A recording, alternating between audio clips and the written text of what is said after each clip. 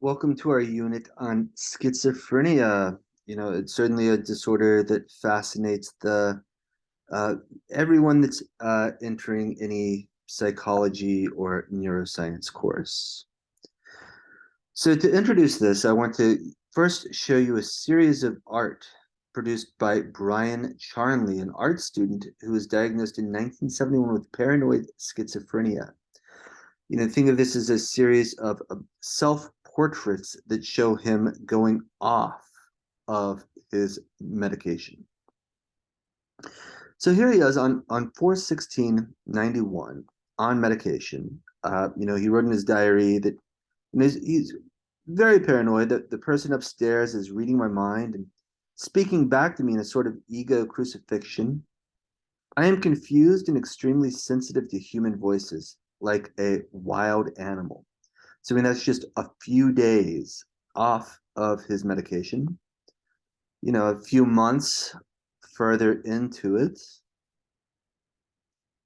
and we sort of lose our form of even how we think of ourselves as a human. And this continues until he eventually commits suicide, which is, there is a high suicide rate among schizophrenia populations, which is a very, sad and scary component of the disorder. So schizophrenia comes from Greek to split and friend mind, and it refers to the separation between thoughts and emotions, which is not synonymous with dissociative personality disorder, for which it's commonly confused. Schizophrenia is a persistent, chronic, serious mental disorder affecting aspects of behavior, thinking, and emotion. It's characterized by illogical, disconnected thinking and peculiar behavior, including social withdrawal and disinterest. Psychotic refers to delusions, hallucinations, and disorganized speech of disorganized or catatonic behavior. There's a high incidence in the population, around 1% worldwide, and over 50%, uh, uh, and only around half of which are receiving appropriate care. Many people with schizophrenia, uh, are do not remain compliant with a variety of the treatments that are presented, which could also have quite a bit to do with the treatments themselves. There is an earlier age of onset in males and females, with males at onset of around age 18. Child onset is very rare, but can occur with symptoms appearing as early as age 12. Late onset is, can occur as well, although it's pretty rare. When it does occur, it's usually occurring in females. Michael Zinzer in our department has written one of the most published articles to date, detailing how to diagnose schizophrenia or how symptoms might manifest before schizophrenia has been diagnosed. So this would occur in late adolescence. He could speak to that much more, I'm sure, if you take abnormal psychology with him. There are relatively few famous people with schizophrenia because schizophrenia is a brain disorder that typically strikes people when they are quite young, around 17 to 28. Many historical diagnoses are frequent, but not certain. Many people like to speculate. There's John Nash, who A Beautiful Mind was written about. Albert Einstein's son Edward was diagnosed with schizophrenia. I believe he committed suicide. Mary Todd Lincoln was, there's some speculation. A football player by the name of Lionel Aldridge, Peter Green from Fleetwood and Mac, Zelda Fitzgerald, Vincent Van Gogh, Daryl Hammond, John Hinckley, Brian Wilson from the Beach Boys. Uh, Historically, schizophrenia was first thought to be described by Hippocrates as aberrant behavior related to internal humors in the first century BC. Then by Galen, who described paranoia and despair as being prominent in some people. And then Penal, from who also, the pineal gland was named after, described it as a disease of the CNS caused by heredity or the environment, so bringing in that important distinction. Here is how he describes schizophrenia today in the DSM-5, a disturbance lasting at least 6 months. It includes 1 month period of an active phase of symptoms, including delusions, hallucinations, disorganized or incoherent speech, or disorganized behavior and negative symptoms. Interestingly, schizophrenia, has very complicated origins that involve both genetics and the environment. But unlike, Parkinson's disease, which is, expressed more in, white men, schizophrenia is a global problem. And, how it manifests is pretty similar across societies. You do see higher rates of schizophrenia in urban areas, but that doesn't mean that it doesn't occur in rural areas. And, it looks similar, but probably might be interpreted or described a little differently. So here's a clip from Robert Sapolsky, a professor at Stanford University, describing what schizophrenia looked like in an African tribe where he was working.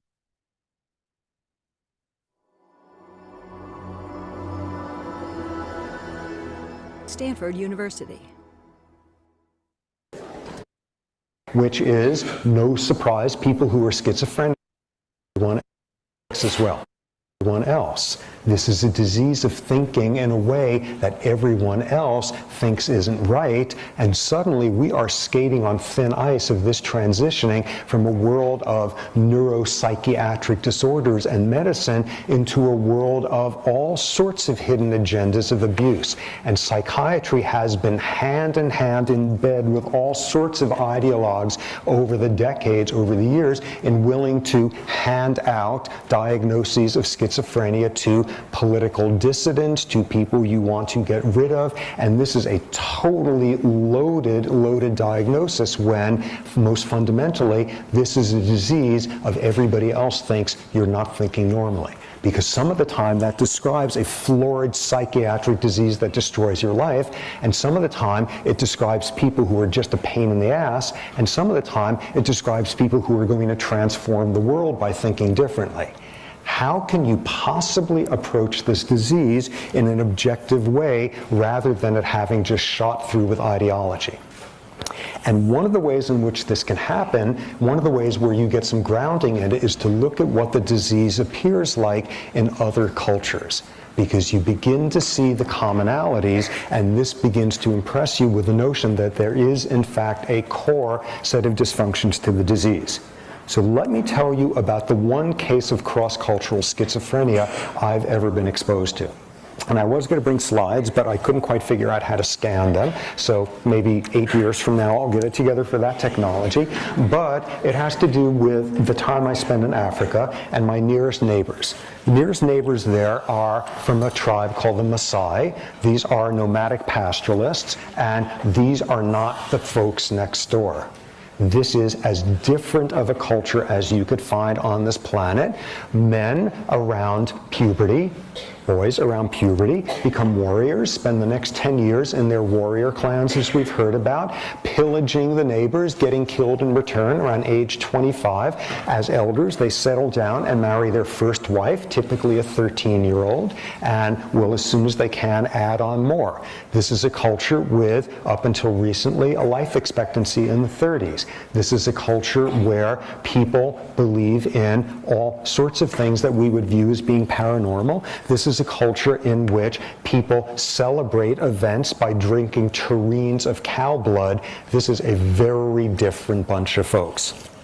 Let me tell you about the one schizophrenic Maasai who I've ever seen.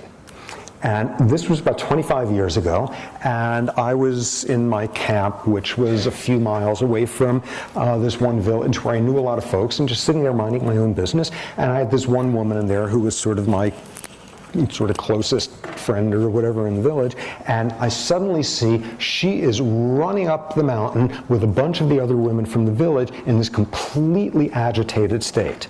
They come roaring into my camp, totally flummoxed and just like completely agitated. These are people who do not get agitated over things very readily. These are people who, as a puberty rite, have to go out and kill a lion or don't come back. So when Maasai are getting all crazed about something, this is something worth paying attention to. They're totally crazed and they're saying somebody in the village has done something very wrong and I need to come and help them. Turns out what they wanted me to do was bring my car. That's the way in which I was going to be helpful. So they impressed me into doing this, and we all pile into the car and start driving down and heading towards the village. And as we're getting there, I'm beginning to get some information. And what I see is them telling me about a woman in the village who's done something wildly inappropriate, and they've had it with her. Now, I had been around that area for about 4 years at that point, knew most of the people in that village, and this was someone who I had never encountered. Aha, socially isolated, living in the back of some hut at the far corner of the village, a first sort of hint. Okay, so they're describing to me that she has done something inappropriate. She has killed a goat. You don't do that. You don't do that if you are a woman. You don't do that if it is not a ceremony. You don't do it the way she has done it. She has grabbed somebody's goat and ripped its throat open with her teeth and was now there with the goat, and everybody had had it with her. So we're driving there and I'm listening to this and I'm saying, whoa, and this sounds like a psychotic break. This is going to be cool. This is going to be really interesting. I wonder what it'll be like to talk to the family and find out sort of what the symptoms have been. Or I wonder if she's going to have any insight. It's going to be fascinating to talk to her about this. So I get into the village, and this person I was now planning to have some good heart-to-hearts with about their tangential thinking, out comes this huge naked woman with a goat in her mouth by the throat. Right. And I'll just stop there and, spoil the end of the story and say that they, essentially go on to drive her to another place and essentially block her away to, separate her from the tribe. So, there are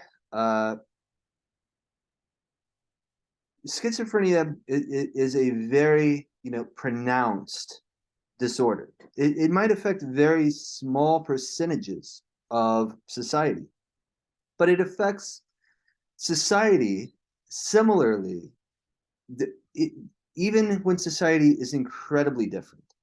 And, the symptoms are pretty similar around the world. They can typically be broken down into positive, negative, and cognitive symptoms. Positive would be things that are there that otherwise would not be, like hallucinations, delusions. Negative things would be things that should be there but are not, like mood or a positive mood. Cognitive symptoms are unique, but we are now beginning to recognize that schizophrenia involves cognitive impairments. Things like a beautiful mind would be very rare, but it is possible. And it is important to realize that, different schizophrenic patients can have different degrees of positive, negative, and cognitive symptoms. And this is important for pharmacology because some drugs can treat positive symptoms better than negative, better than cognitive. Of note, the dopamine drugs are very good at treating positive symptoms, whereas our atypical drugs that act more on serotonergic symptoms are also good at treating negative symptoms.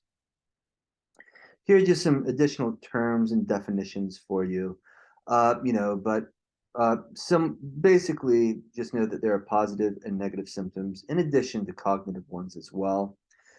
The cause of schizophrenia remains poorly understood, but we do know that there are genetic components and environmental components. From twin studies, we know that if your identical twin has schizophrenia, you have a 50% chance of having schizophrenia, which generally means that genes are about 50% responsible.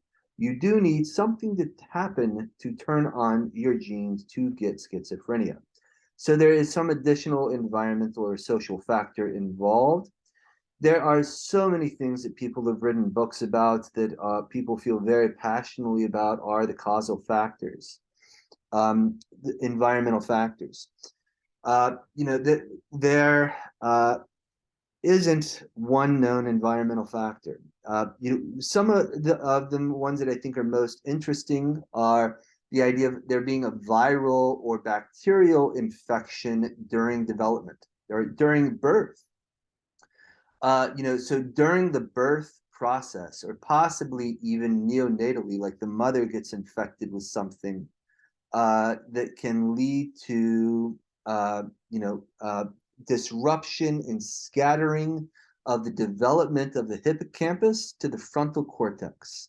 And that pathway, as it develops, becomes impaired, leading to this idea of a hypofrontal cortex, where the frontal cortex is insensitive. That is, one incredibly speculative theory. There are also ideas that in urban environments, in the city, you're more likely to develop schizophrenia. Maybe there's more bacteria, more virus there that you're exposed to. Maybe there's just more toxins there as well. Air pollution could be a factor. But regardless, something is turning on genes. And it's also important to think of this as a progression. Schizophrenia is something that would develop over time.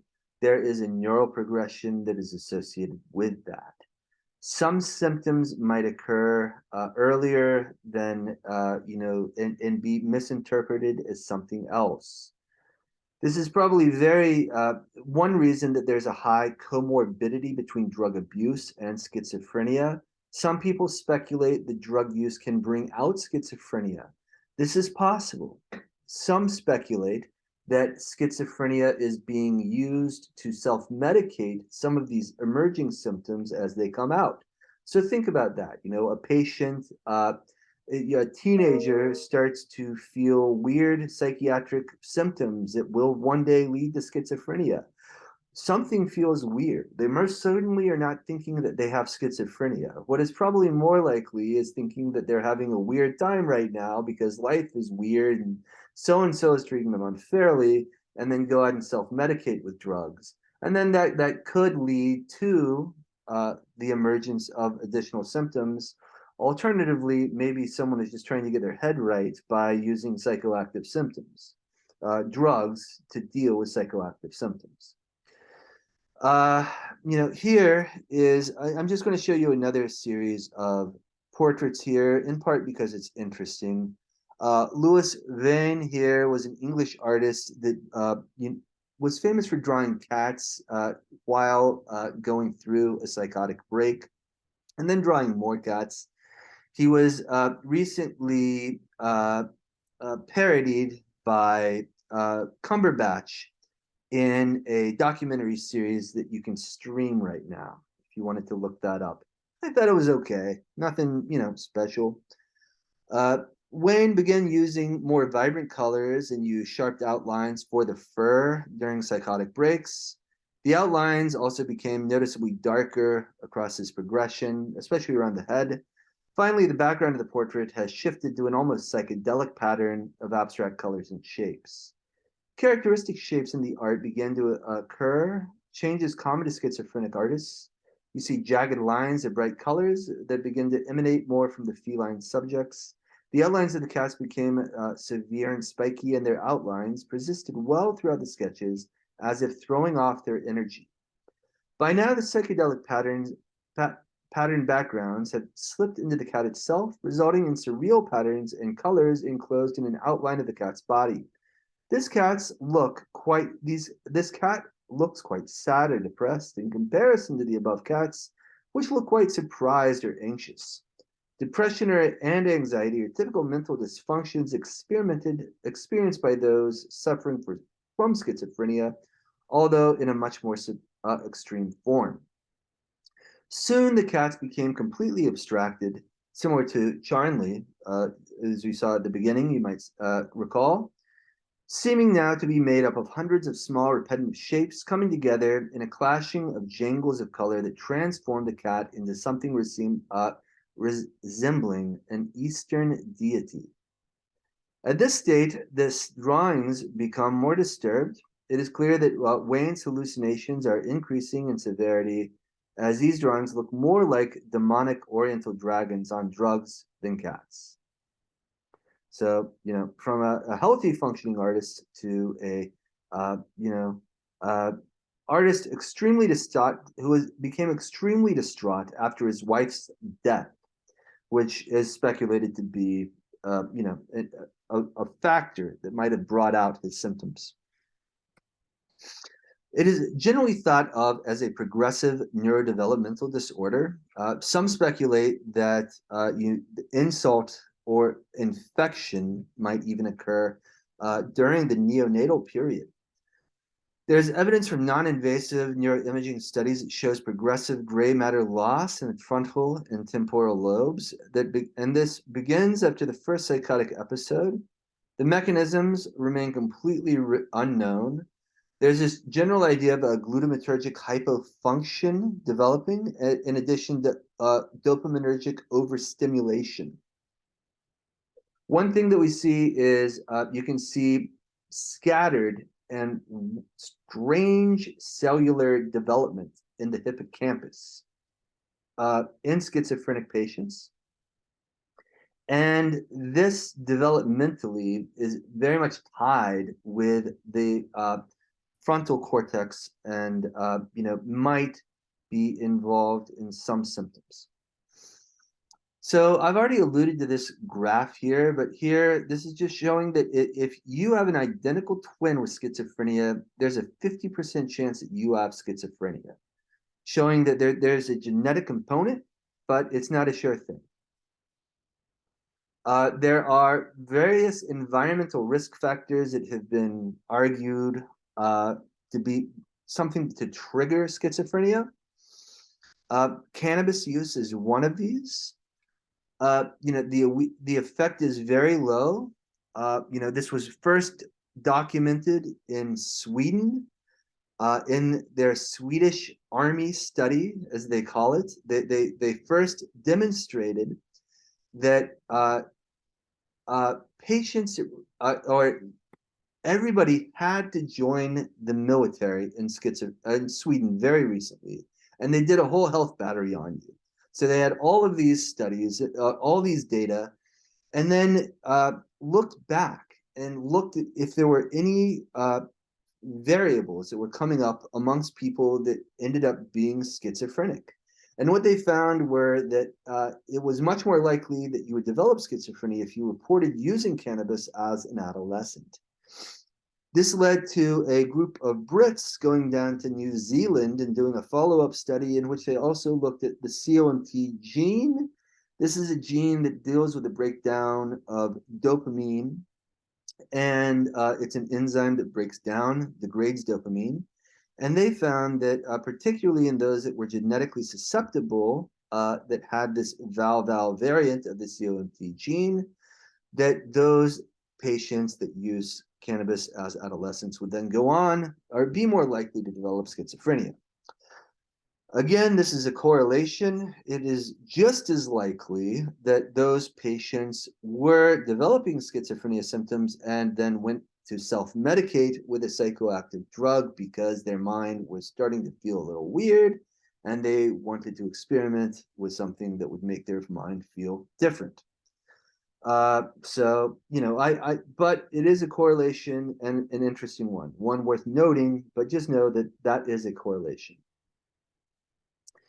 Many environmental factors could play a role. It isn't just cannabis, and frankly, it might not be cannabis at all. There are a variety of environmental factors that could play a role. Again, I think one of the more intriguing ones is a virus or bacteria that you might be exposed to during the neonatal development. There's also a seasonality effect. There's increased incidence of schizophrenia in people during both late winter and early spring. Why this is remains unclear, but again, there does seem to be some environmental role here and some environmental influence. I've already mentioned that schizophrenia is higher in urban environments. It's also, there's an increased risk with vitamin D deficiency. Northern European researchers have observed a threefold increase in the incidence of schizophrenia in immigrants and the children of immigrants, especially in dark-skinned people. Here are just some odds ratios showing relationship between environmental factors, infectious factors, prenatal influences, like things like, did the mother experience profound stress during the birthing process? If they did, that is an incredibly huge risk factor, as is, some sort of infection, possibly especially during early development. Some of the things that you will see that involve the development of schizophrenia involve ventricular enlargement. There's also adaptations in the prefrontal cortex. The prefrontal cortex seems less functional, hypofunctional in schizophrenia. Neurochemically, you see it's thought that there might be increased dopamine function or altered dopamine function associated with positive symptoms in schizophrenia. Glutamate dysfunction, especially with NMDA receptors, is also associated with certain symptoms of schizophrenia. Serotonin dysfunction is also thought to be playing a role, particularly in the negative symptoms. The ventricles are bigger in schizophrenic patients. They're approximately 40% larger in size. Again, think of this as more having to do with the cells dying around the ventricles rather than the holes getting bigger. The prefrontal cortex is most associated with hypofrontality in schizophrenia. Remember that this prefrontal cortex is most important for your executive function and higher order cognitive processing. This is dysfunctional in schizophrenic patients. Here, you're just seeing the results of a neuroimaging study in which the frontal cortex is not being as recruited during a cognitively demanding task in a schizophrenic patient. There are a variety of genes that have been implemented in schizophrenia. DISC1 is one interesting one. It was first identified in a family in Scotland, where there was a large number of people in that family with schizophrenia, all of which were linked back to this one gene called DISC1. It has been shown to be a link, but this is one of many genes. It is not going to be highly responsible for a high percentage of schizophrenia patients, but might be part of the puzzle of the genetic component. It is commonly argued that there is a hypodopaminergic function, hyperactivity of dopamine function in schizophrenia. There's some support for this. First, all antipsychotics work as dopamine D2 antagonists. This even includes atypicals like clozapine, which doesn't have as high of affinity for the dopamine D2 receptor, but it does have high enough of an affinity for the dopamine D2 receptor to matter. Dopamine agonists like amphetamine, if you give them in high doses, can produce psychotic-like symptoms. And there have also been elevated dopamine D2 receptors found in postmortem tissue of schizophrenic patients. However, it has not been observed that you see heightened dopamine function in schizophrenia patients, despite many attempts to observe that. It isn't that you just see increased dopamine transmission. That's somewhat just not true, because if it were true, we would have observed it by now. People have looked many times. It is possible that there's hyperdopamine release during particular events, maybe early on in development at times that we haven't looked at. And it's also possible that the dopamine receptors themselves are different or have been changed following periods of hyperactivity. Decreased glutamatergic function is thought to be associated with schizophrenia. NMDA receptor agonists are thought to produce schizophrenic-like symptoms. Of note, these drugs are also producing auditory hallucinations, which are the forms of hallucinations you get in schizophrenia, not the visual ones produced by things like LSD and magic mushrooms. You get more things like, it's more like you're in a K-hole, like with ketamine. That's more like what a schizophrenic hallucination is.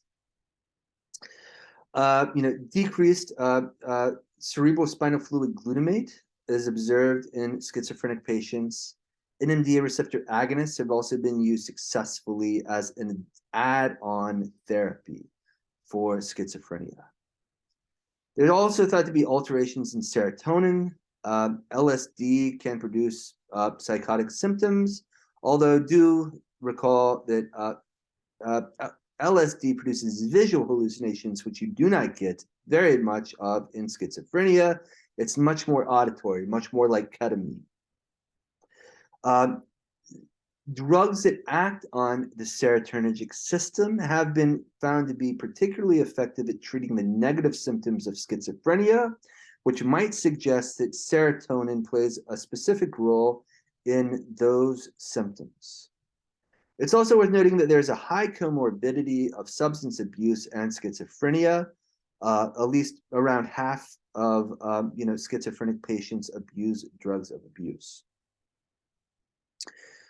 Schizophrenia treatments have varied quite a bit over the years. Not too long ago, we used ice pick lobotomies. I'll show you a little clip here in a bit, but generally an ice pick was tapped into the eye socket only to access the brain, and was then basically just moved around to create a lesion of the frontal cortex. This had a calming effect on a certain percentage of patients. Didn't work out well in everybody. Here is a quick little video of some of this. This is a very graphic video, I'll point out. Feel free to skip it if you do not want to learn about ice picks being driven into the brain of children through the eye socket.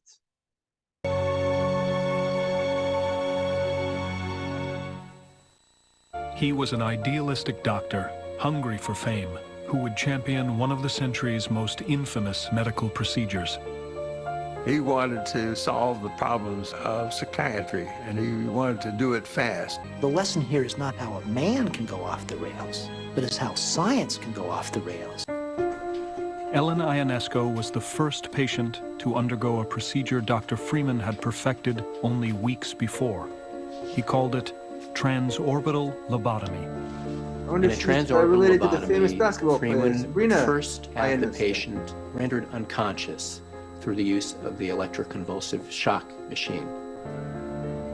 Just before he threw the switch, we all had a laying on of hands and went for a little ride.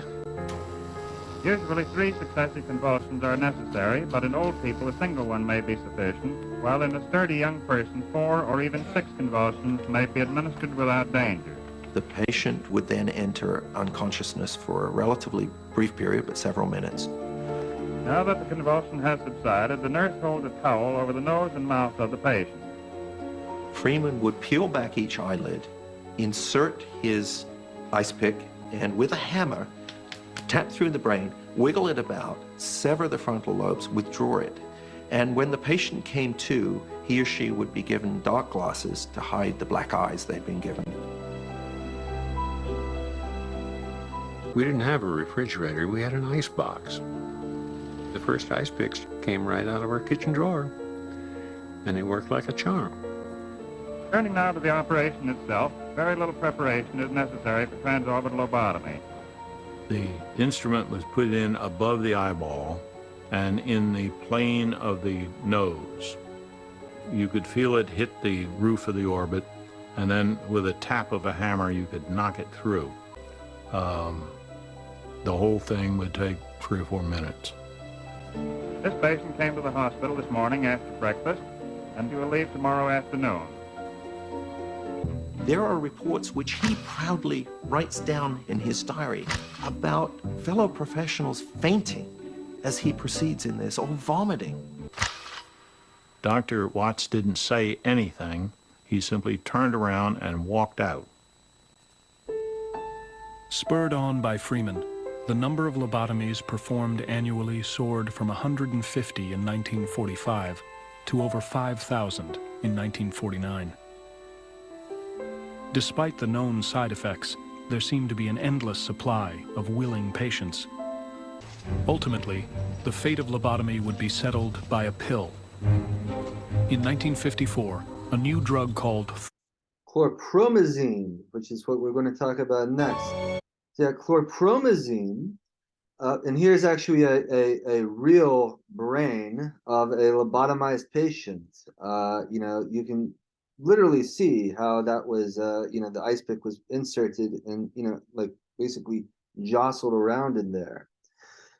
But then the first psychiatric medicine that was developed, called Thorazine, or chlorpromazine is its generic name, and this changed psychiatric medicine forever. And really how we treat mental illness. So up until this point in time, psychiatric hospitals were very common. And a lobotomy would probably be considered as a humane option to a psychiatric hospital, probably a preferred option to many patients. And so that was it. That's sort of like what they did. And I also want to point out that in the hospitals, one thing that they did to deal with the schizophrenic patients is they would just submerge them in ice water, in ice baths, until they would calm down, which they referred to as cooling the patients. So in 1950, some French doctors were experimenting with a drug that might be used to calm patients for surgery on the battlefield. One of these drugs that they came up with was called chlorpromazine, and the results were impressive. They noticed that the patients didn't lose consciousness, but became sleepy and sort of lost interest in things around them. It produced sort of like this cooling effect that made them think of what it looked like when the patients came out of those ice baths. So they decided to use that in this psychiatric population and showed that it was quite effective in dealing with schizophrenic symptoms. It was marketed in the US by Thorazine, and within 3 decades, completely eliminated mental institutions. The idea of us locking away schizophrenic patients or lobotomizing them became distasteful. And instead, we were just doing outpatient care where we just give these drug pills. And that's where we are today. We give these outpatient treatments, and the homeless population, today would have been living in, these psychiatric institutes back in 1956. And my question for you really is currently, is this ethical, what we are doing? The majority of schizophrenic patients that we give these outpatient tranquilizers to don't use them. The one issue is these tranquilizers don't feel very good. It does sort of make you feel like you don't care too much about anything else around you. You're just sort of lethargic. And most people don't want to feel lethargic. So, they have been, compliance is a very big issue. And, and that's sort of where we are today. So I'll just leave you with that. I think we are at unsatisfactory point in time, and it's time to do something different, but I don't know what that should be. Chlorpromazine was this drug, though, and it's a dopamine D2 receptor antagonist. All antipsychotics are dopamine D2 receptor antagonists, regardless of whether they are typical or atypical, actually. Typicals are most known for having their effect as being a dopamine D2 antagonist. Atypicals also do that, though. They just do other things as well. Here's just a brief video clip of In the tardive second segment, dyskinesia. notice this patient's blinking. Try not to. This happens after you've had dopamine D2 receptor antagonist for a long period of time. What happens here is your dopamine D2 receptors overexpress after you've blocked them. So as a result, you have too much dopamine D2 receptors. So when your dopamine is transmission is occurring, it would be too sensitive, and the result is in the second segment. That is also what dopamine D2 overexpression is what happens in Tourette's syndrome. So you'll notice that tardive dyskinesia and some of the effects of being treated with antipsychotics for a long period of time can resemble Tourette's. Haloperidol is a more common form of chlorpromazine that's used in psychiatric medicine today. It also produces these extrapyramidal motor side effects like tardive dyskinesia, in addition to dry mouth. Patients do not like taking these. They have low compliance. Then we developed these things called atypical antipsychotics like clozapine. These drugs also block the dopamine D2 receptor, but then they also have an affinity for various serotonin receptors. Clozapine is most functional at the 5-HT2A receptor. One issue, though, is that these drugs also begin to produce metabolic effects, including effects on diet, your metabolism, and on the heart. And these can actually kill you. So while clozapine was thought that it was going to be much better than the typical antipsychotics, this is not really how things turned out. It was thought that clozapine would be able to treat the negative symptoms in addition to the positive symptoms, and therefore be clearly much better. But one of the issues that developed, one of the health side effects is called as agranulocytosis, which is a dangerously severe leukopenia, or a decrease in white blood cells. It occurs in around 1% of the patients on clozapine, and requires a complete blood count for 6 months, and in some cases, complete blood perfusions. Risperidone is another atypical antipsychotic that has a different profile. Here you can look at all the receptors that clozapine hits, including the dopamine D2 and 5-HT2A. Risperidone, another atypical, also binds to these unique serotonin receptors and dopamine D2, and has a more sort of like a sniper effect, a sniper rifle to a shotgun type of situation. But it is having a more specific effect on those two noradrenergic receptors, in addition to your two serotonin receptors that it specifically targets, and dopamine D2. So one question, why does risperidone have fewer severe side effects than clozapine? This is due to its more tailored drug effects. However, by bringing on these additional effects versus haloperidol, you also still have your white blood cell effects, which can be deadly. So, what is better? The answer is really it depends on the patient. So some reports that atypicals can have a variety of negative side effects. So really, it isn't that negative atypical side effects are better. They might be better at treating negative symptoms. So if your patient were having a lot of negative symptoms of schizophrenia, you might want to consider an atypical antipsychotic. If not, there might be a lot of reasons to actually avoid an atypical antipsychotic.